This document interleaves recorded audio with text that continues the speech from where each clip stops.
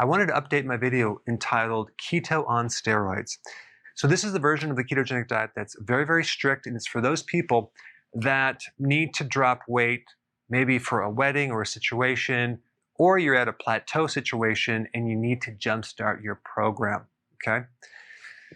First thing we're going to talk about is these things right here. They're called carbs. Normally, you would be given a range between 30 to 50 grams of carbs per day. We're going to bring that down to 5. No more than 5 carbs per day, okay? So, best way to do it is through mainly vegetables. Now, if we take a look at the total carbs, and this is per cup, total carb is 7, and then net carb is 3. So, if you do spinach, all you can do in a given day is do a little more than 1 cup, right? It's because you want to keep it within 5 grams. But look at lettuce right here, 0.5. So you could do 10 cups of lettuce. That would be better than spinach. Avocado, you can do a little more than 2 cups of avocado, right? Asparagus, look at that, 0.3. So you can do a good amount of asparagus. Or olives, you can do maybe a little more than 1.5 cups. Mushrooms, you can do several cups. Swiss chard, you could do quite a bit. Zucchini, you can do a couple cups. Arugula, you can do more. Celery, you can do a good amount. And then you have bok choy, and then radish, and watercress. So on this program, there are things that are very, very important, and things that are moderately important and less important. This up here is very, very important to keep these carbs below 5 grams per day, not per meal. And so really pay attention to the net carbs and how many you can get away with to keep this under 5 grams. Obviously, like the vegetables right here, lettuce, asparagus, Swiss chard, arugula, bok choy, watercress. It's probably the best right here. Is better because you can consume more of it. That means you're going to get vitamin C, you're going to get more nutrients, you're going to get more minerals from that food, but it's a lot of fiber as well. So this is number 1 right here. Let's talk about proteins. It's very important that you don't overdo it with protein. You don't want to go over 7 or maybe 8 ounces for certain individuals, but usually between 3 to 7 ounces, okay?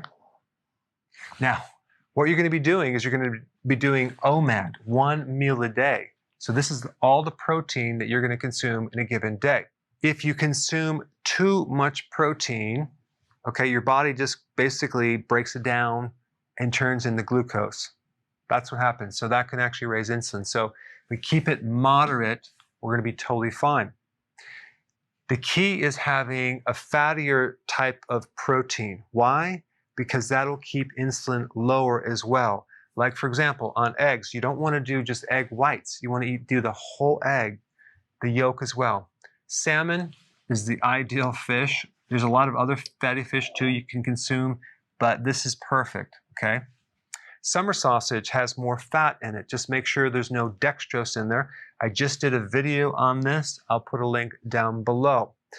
Hamburger is better than steak because most steak is fairly on the lean side. There are certain steaks that are fattier, but hamburger is a bit fattier. And this is why I would recommend hamburger over other types of meats. Okay, eggs. Duck eggs would be better than chicken eggs because they're fattier. Shellfish would be good. Pork or lamb, of course, from the farmer's market, not from the local 7-Eleven. And sausage. You want to get the sausage that has the most fat. All right, this is your protein. Now let's get to the fat. Of course, there's a lot of fat with this protein right here. But the acceptable fats would be the olive oil, extra virgin, the real stuff, butter, coconut oil, lard, or tallow. Now, here's the thing. You're going to put some olive oil on your salad dressing. You can cook with it. With butter, you can actually put some on your vegetables, and you can also cook with it. Coconut oil, you can cook with it. Lard, you can cook with it.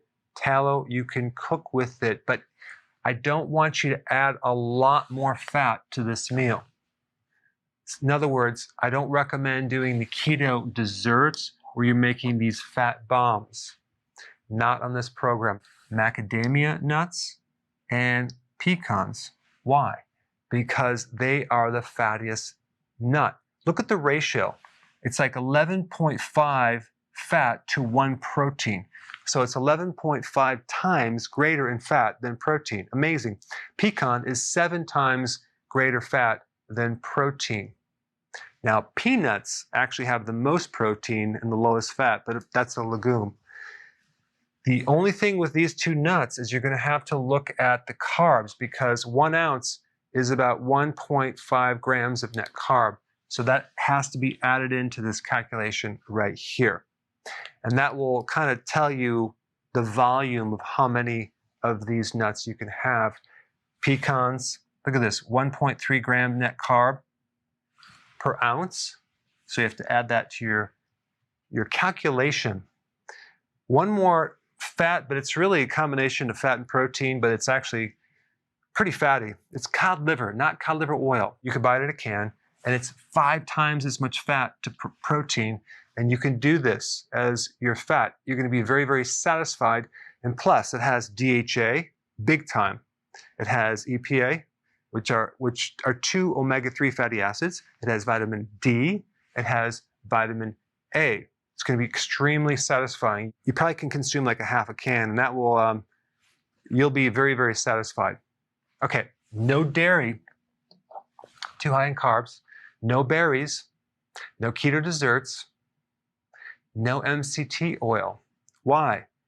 Because your body is going to burn this more than your own fat, and you will be in ketosis, but if your goal is to lose weight, just nix this for right now.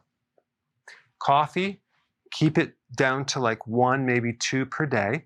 You can do tea through the day, herbal teas, totally fine. Of course, don't put sugar in your coffee. Electrolytes, very, very important, because you're going to be doing 1 meal a day.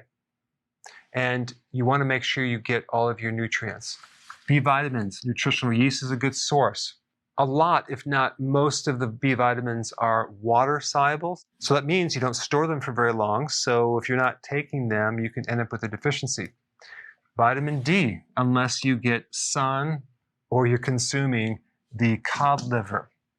Cod liver oil is a good source of vitamin D. Right, number 5, sea salt. You need between 1 to 1.5 teaspoons per day. So you're going to have to either figure out how to put it on your meal, your 1 meal a day, or even mix it with a little water, slug it down, and then drink some water. Very important, because you're going to need that to prevent fatigue and lethargy and even keto flu. So you're going to do 1 meal a day, and every 2 weeks, you're going to do a 48-hour fast. This is called periodic prolonged fasting. It's going to give your body a huge jump start. Now, exercise, okay, twice a week. The exercise should be intense. It should be full body, ideally to the point where you're sweating and you're working multiple muscle groups. And that's your high intensity compound resistant type exercise twice a week. Spread it out. On the off days, you're going to be doing long walks, at least 45 minutes to keep the stress down. Ideally, exercise during your fasting period, maybe like in the morning if you're going to eat at night. It's not an absolute necessity, but if you can exercise in a fasting state, you can really spike that growth hormone. Okay, sleep. This right here is another one of those really important things. You want to go to bed a little bit earlier. I personally go to bed at 9 o'clock, okay? I get up really early, but I like to go to bed at 9. It seems to work. Occasionally, I might even take a little power nap. If you're not sleeping well, you should take some type of sleep aid to assist yourself. I'm talking a natural type of sleep aid. No watching the news. You're going to feel better just from that. In fact, that might make you lose weight just by avoiding that cortisol spike. Keep your stress as low as possible. Pick your friends wisely. Get some new friends. Don't hang around with anyone that is too negative. Sun would be very, very good if there is sun out. That'll be more vitamin D. And also there's other benefits of being out in the sun, as well as being out in nature. Very, very therapeutic. All right, there you have it. This is the keto on steroids. So some people need to work up to this. Some people could just jump right in. It really depends on where you're at and how motivated you are, but this will definitely take your results to a whole new level.